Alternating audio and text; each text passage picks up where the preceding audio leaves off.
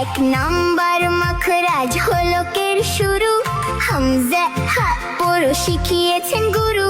দুই নাম্বারে হলো কের মাঝখান থেকে আইন হা পড়ি আমরা খুব যত্ন রেখে। তিন নাম্বার হলো কের শেষ ভাগটায় গাইন হা উচ্চারণ সুন্দর শোনায়। মাখরাজ মানে হরফ পড়ার স্থান, শুদ্ধ করে পড়ব আমরা আল্লাহর কোরআন। 17টি মাখরাজ পরিবার বার, ছড়ায় ছন্দে শিখে নি হরফ চমৎকার। জিহ্বার গোড়া থেকে কফ কাফ আসে, মাঝখান থেকে জিম শিন ইয়া হাসে।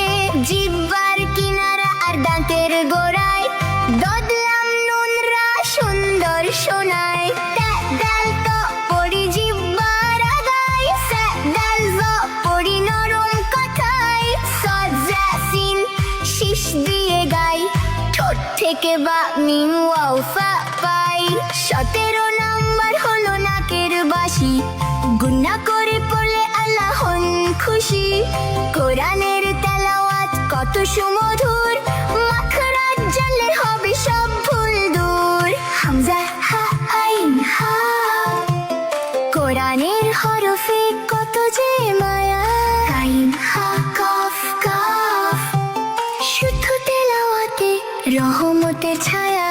মাখরাজ মানে হরফ পড়ার স্থান, শুদ্ধ করে পড়ব আমরা আল্লাহর কোরআন। 17টি মাখরাজ পরিবার বার,